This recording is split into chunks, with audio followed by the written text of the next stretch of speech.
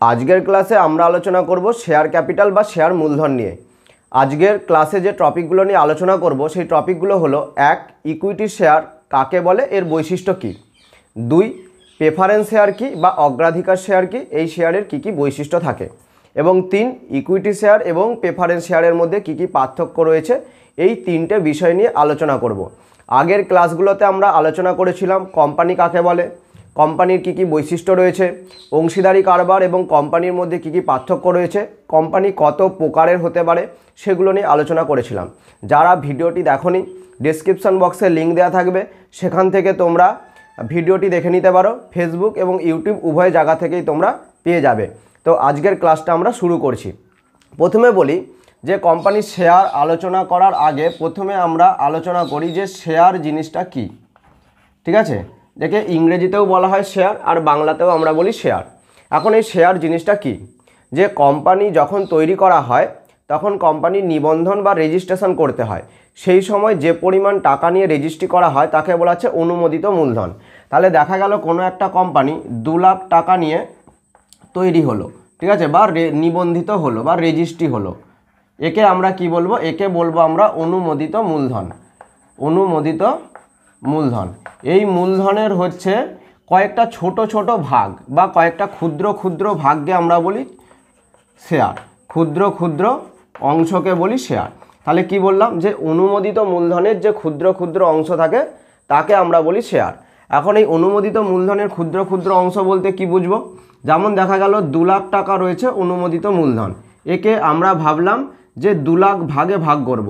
তাহলে প্রতিটা ভাগের দাম আমাদের কত হবে, 1 টাকা করে। তাহলে কোম্পানির এখানে শেয়ার সংখ্যা কত হবে, কোম্পানির শেয়ার হবে 2 লাখ, অর্থাৎ প্রতিটা ছোট ছোট অংশ, কতগুলো অংশ রয়েছে, 2 লাখ অংশ রয়েছে, আর প্রতিটা অংশের দাম ক টাকা করে, 1 টাকা করে।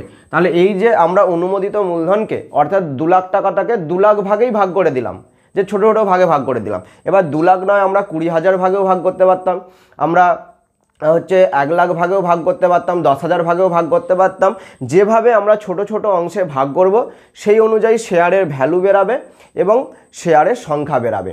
তাহলে আমরা সংজ্ঞাটা কি লিখতে পারি বা ডিফিনেশনটা কি লিখতে পারি, যে কোম্পানির অনুমোদিত মূলধনকে যে ক্ষুদ্র ক্ষুদ্র অংশে ভাগ করা হয় সেই ক্ষুদ্র ক্ষুদ্র অংশকে শেয়ার বলা হয়। আর অনুমোদিত কি বা অনুমোদিত মূলধন কি, যে পরিমাণ মূলধন নিয়ে কোনো কোম্পানি রেজিস্ট্রি হয় বা কোম্পানি শুরু হয় তাকে বলা হয় অনুমোদিত মূলধন। তাহলে এই বিষয়টা আশা করি তোমাদের কাছে ক্লিয়ার হয়ে গেছে। এবার আমরা এই শেয়ারের প্রকারভেদ আলোচনা করব। এই শেয়ারকে আমরা দুটো ভাগে ভাগ করা হয়। কোম্পানির ক্ষেত্রে সাধারণত 2 ধরনের শেয়ার দেখতে পাওয়া যায়। একটাকে বলা হয় আমাদের ইকুইটি শেয়ার বা সাধারণ শেয়ার, এবং আরেকটিকে বলা হয় অগ্রাধিকার শেয়ার বা প্রেফারেন্স শেয়ার। তাহলে এই দুটো শেয়ার নিয়ে আজকের ক্লাসে আমরা আলোচনা করব, যে সাধারণ শেয়ার কি, তার কি কি বৈশিষ্ট্য রয়েছে, প্রেফারেন্স শেয়ার কি, তার কি কি বৈশিষ্ট্য রয়েছে, এবং এই দুটো শেয়ারের মধ্যে কি কি পার্থক্য আছে, এগুলো নিয়ে আলোচনা করব। তো প্রথমেই আমরা অগ্রাধিকার শেয়ার নিয়ে আলোচনা করি। যে কোম্পানির কাছে যদি এমন কোনো শেয়ার থাকে যে শেয়ারগুলো কিনলে একটা নির্দিষ্ট হারে লভ্যাংশ পাওয়া যায়, অর্থাৎ যে শেয়ারে কি বললাম, দেখা গেল 10% রিটার্ন দেবে বছরে, যে একটা নির্দিষ্ট হারে, এর থেকে বেশিও দেবে না কমও দেবে না, কোম্পানির লাভ হলেও বেশি দেবে না, কোম্পানির ক্ষতি হলেও কম দেবে না। তুমি যদি 1 লাখ টাকার অগ্রাধিকার শেয়ার কেনো, তাহলে কোম্পানির লস হোক বা কোম্পানির লাভ হোক, তোমাকে কিন্তু 10% ইন্টারেস্ট দেবে। তাহলে যে শেয়ারে কোম্পানির নির্দিষ্ট হারে সুদ প্রদান করা হয় এবং কোম্পানি যদি বন্ধ হয়ে যায়, তাহলে আগে অর্থাৎ অগ্রাধিকার দেওয়া হয় কাদের, যারা প্রেফারেন্স শেয়ার কিনেছে বা অগ্রাধিকার শেয়ার কিনেছে, অর্থাৎ তাদেরকে আগে টাকা ফেরত দেওয়া হয়। তাহলে নির্দিষ্ট সময়ের অন্তে অথবা কোম্পানির অবসায়নে আগে অর্থ ফেরত দেওয়া হয়। কোম্পানির অবসায়ন ঘটলে আগে অর্থ পরিশোধ করা হয়, তাকে অগ্রাধিকার শেয়ার বলা হয়। তাহলে অগ্রাধিকার শেয়ারটা কি বললাম, যে একদম সংক্ষেপে বলি, যে শেয়ার যদি আমরা কিনি বা কোম্পানির যে শেয়ারে একটা নির্দিষ্ট হারে সুদ প্রদান করা হয়, সুদের হার পূর্ব নির্ধারিত হয় এবং সব কিছুতে অগ্রাধিকার দেওয়া হয়। অগ্রাধিকার মানে আগে অধিকার। কোম্পানি বন্ধ হয়ে গেলে আগে কাদের টাকা ফেরত দেওয়া হবে? আগে যারা প্রেফারেন্স শেয়ার কিনেছে তাদের অর্থ পরিশোধ করা হবে। এছাড়া নির্দিষ্ট মেয়াদ থাকে, সেই নির্দিষ্ট মেয়াদ যেমন 10 বছর, 5 বছর, 7 বছর, সেই মেয়াদের অন্তেও কিন্তু আগে প্রেফারেন্স শেয়ার যারা রয়েছে বা প্রেফারেন্স শেয়ার হোল্ডার যারা রয়েছে তাদের অর্থ ফেরত দেওয়া হয়। এই ধরনের শেয়ারকে আমরা কি বলি? অগ্রাধিকার শেয়ার। এখন এই অগ্রাধিকার শেয়ারের আমরা বৈশিষ্ট্য কি? তাহলে অগ্রাধিকার শেয়ারের 1 নম্বর বৈশিষ্ট্য কি? যে এখানে নির্দিষ্ট হারে সুদ পাওয়া যায়। বছরের শেষে যদি 10% থাকে 10%, 12% থাকলে 12%, আর যদি 20% থাকে 20%। এখন কোম্পানির লাভ হোক, কোম্পানির ক্ষতি হোক, কোম্পানির কি বলবো, যে কোম্পানির যদি কোনো সম্পত্তি যদি হচ্ছে বিক্রি করেও হোক, তাকে কিন্তু 10% অথবা 12% ইন্টারেস্ট দিতে হবে যারা প্রেফারেন্স শেয়ার কিনেছে। 1 নম্বর বৈশিষ্ট্য। 2 নম্বর বৈশিষ্ট্য, কোম্পানি যদি বন্ধ হয়ে যায় তাহলে আগে অগ্রাধিকার কারা পাবে? যারা অগ্রাধিকার বা প্রেফারেন্স শেয়ার কিনেছে তাদেরকে টাকা আগে ফেরত দেওয়া হবে। 3 নম্বর বৈশিষ্ট্য কি? এই শেয়ার যারা কিনেছে তারা কিন্তু কোম্পানির আংশিক মালিক হিসাবে গৃহীত হয়। আমরা জানি যারা শেয়ার কেনে তারাই কোম্পানির মালিক, কিন্তু যারা অগ্রাধিকার শেয়ার কিনেছে তাদেরকে আংশিক সময়ের জন্য মালিক হিসাবে গণনা করা হয় বা ধরা হয়। কেন?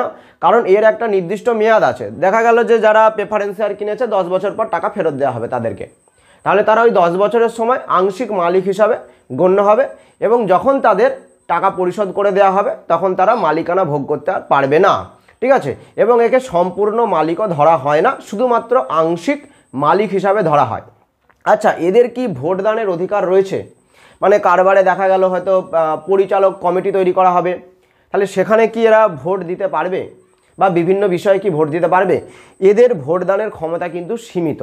যেমন ইকুইটি শেয়ার বা সাধারণ শেয়ার যারা কেনে তাদের ভোটদানের ক্ষমতা কিন্তু সম্পূর্ণ, অর্থাৎ তারা সব কিছুতেই ভোট দিতে পারে, কিন্তু এরা শুধুমাত্র এদের স্বার্থ রয়েছে এমন কিছু বিষয়ে ভোট দিতে পারে, অন্য কিছু বিষয়ে ভোট দিতে পারে না।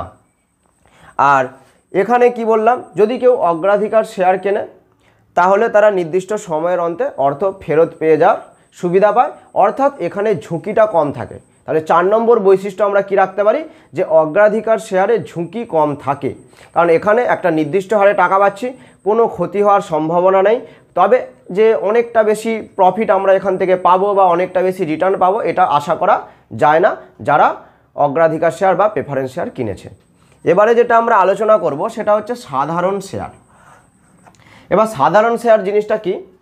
যে কোম্পানি আইন 2013 সাল বা 1956 সাল বা 2013 সাল এই আইনে বলে দিয়েছে যে শেয়ার অগ্রাধিকার শেয়ার নয় সেগুলোকেই সাধারণ শেয়ার বলে। তাহলে যে শেয়ার অগ্রাধিকার শেয়ার নয় সেগুলোকেই আমরা বলি সাধারণ শেয়ার। তাহলে এর থেকে যদি আমরা আরও ভালো করে বোঝাতে চাই যে ইকুইটি শেয়ার বা সাধারণ শেয়ার আমরা কাকে বলবো, এর থেকে আমরা ভালোভাবে কিভাবে বুঝবো? তাহলে যে শেয়ার কিনলে কোম্পানির মালিকানা ভোগ করা যায়, কোম্পানির যাবতীয় বিষয়ে ভোট দেওয়া যায়, কোনো রকম নির্দিষ্ট হারে লভ্যাংশ বা সুদ পাওয়া যায় না, কোম্পানির লাভ হলে লভ্যাংশ দিতে পারে, ক্ষতি হলে লভ্যাংশ নাও দিতে পারে, এখানে কিন্তু কোনো নির্দিষ্ট হারেও লভ্যাংশ পাওয়া যায় না। কোম্পানির ইকুইটি শেয়ারের ক্ষেত্রে কিন্তু হাই রিটার্নও পাওয়া যেতে পারে, আবার মাইনাস রিটার্নও পাওয়া যেতে পারে। তো একে বলা হচ্ছে সাধারণ শেয়ার বা ইকুইটি শেয়ার। তাহলে আমরা কি বললাম? যে শেয়ার কিনলে কোম্পানির মালিকানা ভোগ করা যায়, ভোটদানের অধিকার পাওয়া যায়, নির্দিষ্ট হারে কোনো লভ্যাংশ প্রদানের ব্যাপার থাকে না, তাকে আমরা বলবো সাধারণ শেয়ার। তাহলে সাধারণ শেয়ারের আমরা বৈশিষ্ট্য যদি আমরা আলোচনা করি 1, 2, 3, 4 করে কি কি বৈশিষ্ট্য আমরা পাবো? 1 নম্বর, যারা ইকুইটি শেয়ার বা সাধারণ শেয়ার কেনে তারা কোম্পানির মালিকানা ভোগ করে এবং এই মালিকটাকেই বলা হচ্ছে প্রকৃত মালিক। এরা যেমন কি ছিল আংশিক সময়ের মালিক বা আংশিক মালিক, এরা কিন্তু হচ্ছে কোম্পানির প্রকৃত মালিক।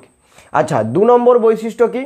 যাবতীয় নিয়ন্ত্রণ, কোম্পানির নিয়ন্ত্রণ এবং ভোটদানের ক্ষমতা এই ইকুইটি শেয়ার হোল্ডারদের কাছে থাকে, অর্থাৎ যাবতীয় বিষয় কোম্পানির ম্যানেজিং কমিটি চেঞ্জ করা হবে বা পরিচালক কমিটি চেঞ্জ করা হবে, সব কিছু বিষয়ে। ঠিক আছে, এরা কি করতে পারে? ইকুইটি শেয়ার হোল্ডার যারা রয়েছে তারা নিজেদের ভোট দিতে পারে। 2 নম্বর বৈশিষ্ট্য হলো।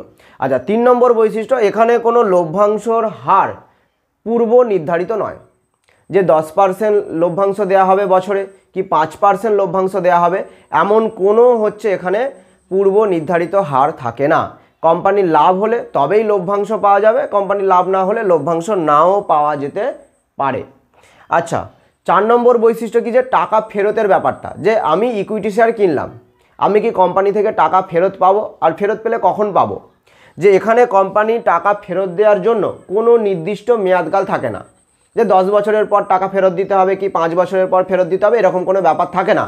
কোম্পানির যখন অবসায়ন, মানে কোম্পানি যখন বন্ধ হয়ে যাবে, সবার টাকা ফেরত দেওয়ার পর যা কিছু বেঁচে থাকবে কারা পাবে? ইকুইটি শেয়ার হোল্ডাররা সর্বশেষে কিন্তু এদের টাকা পাবে। অর্থাৎ কোম্পানির চলাকালীন এই টাকা পরিশোধের কোনো প্রশ্নই ওঠে না।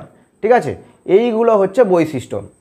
তাহলে আমরা সংক্ষেপে একটু আলোচনা করে দিই যে কি পড়লাম। প্রথমে পড়লাম আমরা শেয়ার কি, যে কোম্পানির অনুমোদিত মূলধন তার ছোট ছোট অংশকে বলা হয় শেয়ার। তাহলে অনুমোদিত মূলধনটা কি? কোম্পানি যে পরিমাণ মূলধন নিয়ে নিবন্ধিত হচ্ছে বা রেজিস্ট্রিকৃত হচ্ছে তাকে বলা হয় অনুমোদিত মূলধন। যেমন এখানে ধরেছি 2 লাখ টাকা, এবার এই 2 লাখ টাকাটাকে 2 লাখ ভাগেই ভাগ করছি। তাহলে কতটা ছোট ছোট ভাগে ভাগ করলাম? 2 লাখ টাকাকে 2 লাখ ভাগেই ভাগ করলাম। তাহলে এক একটা ভাগের অর্থমূল্য কত হলো? 1 টাকা করে, এবং শেয়ার সংখ্যা কত হলো? 2 লাখটাই শেয়ার হলো। অর্থাৎ যতগুলো আমরা ছোট ছোট ভাগে ভাগ করতে পারবো সেটাই হবে আমাদের শেয়ার সংখ্যা। এটাকে 4 লাখ ভাগেও ভাগ করা যেতে পারে, তখন 50 পয়সা করে হয়ে যাবে। ঠিক আছে, যাকে আমরা বলি ফেস ভ্যালু বলা হয় শেয়ারের। ঠিক আছে, তখন এটা 50 পয়সা করে হয়ে যাবে। আচ্ছা, শেয়ার এবার কত ধরনের হয়? 2 ধরনের হয়, ইকুইটি শেয়ার আর প্রেফারেন্স শেয়ার, যেটা তোমাদের সিলেবাসের মধ্যে খুব ছোট আকারেই দেওয়া রয়েছে।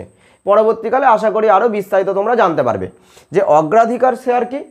যে শেয়ারে পূর্ব নির্ধারিত হারে সুদ প্রদান করা হয়, একটা নির্দিষ্ট মেয়াদের শেষে অর্থ ফেরত দেওয়া হয়, কোম্পানির অবসায়ন ঘটলে আগে অর্থ ফেরত দেওয়া হয়, এবং এরা আংশিক সময়ের মালিক হিসাবে বা আংশিক মালিকানা হিসাবে গণ্য হয়। তাদেরকে আমরা কি বলবো? অগ্রাধিকার শেয়ার, বা এই ধরনের শেয়ারকে বলবো প্রেফারেন্স শেয়ার। আর ইকুইটি শেয়ার আমরা কাকে বলবো? যে শেয়ারে আমরা যদি ক্রয় করি তাহলে মালিকানা ভোগ করি, ভোটদানের অধিকার পেয়ে থাকি, কোনো রকম পূর্ব নির্ধারিত হারে লভ্যাংশ বা সুদ এখানে পাওয়া যায় না, আর টাকা পরিশোধের প্রশ্নই এখানে ওঠে না যতক্ষণ না পর্যন্ত কোম্পানির অবসায়ন ঘটে। তাকে আমরা বলছি সাধারণ শেয়ার। এর বৈশিষ্ট্যগুলো আমরা আলোচনা করলাম। এবার বলি পার্থক্য, যে ইকুইটি শেয়ার আর প্রেফারেন্স শেয়ারের মধ্যে পার্থক্য কি রয়েছে। এক তো আমরা সংজ্ঞা দিতে পারবো যে শেয়ার অগ্রাধিকার যুক্ত নয় তাকে বলা হয় সাধারণ শেয়ার, আর যে শেয়ার সব কিছুতেই অগ্র অধিকার পায় সেটাকে আমরা কি বলছি? অগ্রাধিকার শেয়ার। যারা হচ্ছে ইকুইটি শেয়ার বা সাধারণ শেয়ার কেনে, 2 নম্বর পার্থক্য, তারা কারবারের সম্পূর্ণ মালিক হিসাবে গৃহীত হয় বা গণ্য করা হয়, কিন্তু যারা প্রেফারেন্স শেয়ার কেনে তাদেরকে আংশিক সময়ের বা আধা মালিক হিসাবে গণ্য করা হয়। ইকুইটি শেয়ার হোল্ডারদের ভোটদানের পূর্ণ ক্ষমতা রয়েছে, কিন্তু যারা অগ্রাধিকার শেয়ার রয়েছে তাদের ভোটদানের পূর্ণ ক্ষমতা নেই। ইকুইটি শেয়ারের টাকা ফেরত দেওয়ার কোনো রকম প্রশ্নই ওঠে না, আর প্রেফারেন্স শেয়ারের একটা নির্দিষ্ট মেয়াদের শেষে অথবা কোম্পানি বন্ধ হয়ে গেলে আগে টাকা ফেরত দেওয়ার প্রশ্ন ওঠে। ইকুইটি শেয়ার হোল্ডারদের যে লভ্যাংশ সেটা কোনো নির্ধারিত নয়, যে 5%, 10%, 20% কোনো রকম নির্ধারিত নয়, লাভ হলে তবে পাবে, না হলে না পাবে। কিন্তু অগ্রাধিকার শেয়ারের ক্ষেত্রে কি দেখা যায়? যে অগ্রাধিকার শেয়ারের ক্ষেত্রে একটা নির্দিষ্ট হারে বা পূর্ব নির্ধারিত হারে সুদ প্রদান করার ব্যাপার থাকে। এই পার্থক্যগুলো কিন্তু তোমরা করবে, এবং পরবর্তী ক্লাসে আমরা আলোচনা করব যে প্রেফারেন্স শেয়ার কত প্রকারের হয়, এগুলো নিয়ে আলোচনা করব। আর শেয়ার মূলধনের যে ভাগ রয়েছে, যেমন অনুমোদিত মূলধন, বিকৃত মূলধন, বিলিযোগ্য মূলধন, তারপরে হচ্ছে বকেয়া তলবি মূলধন, অগ্রিম তলবি মূলধন, সংরক্ষিত মূলধন, এগুলো নিয়ে আলোচনা করব। এবং এই ক্লাসটা শেষ হয়ে গেলে, অর্থাৎ এর পরের যে ক্লাসটা বললাম এই মূলধনগুলো নিয়ে যখন আলোচনা করব, এই ক্লাসটা শেষ হয়ে গেলে আমরা একটা 50টা কোশ্চেন অথবা 40টা কোশ্চেন বা 60টার মতো ছোট প্রশ্ন নিয়ে আলোচনা করব, এবং যেখান থেকে তোমাদের কিন্তু অনেকগুলো প্রশ্ন কমন আসার সুযোগ একটা তোমরা পেয়ে যাবে। তো আজকের জন্য এতটাই, ধন্যবাদ।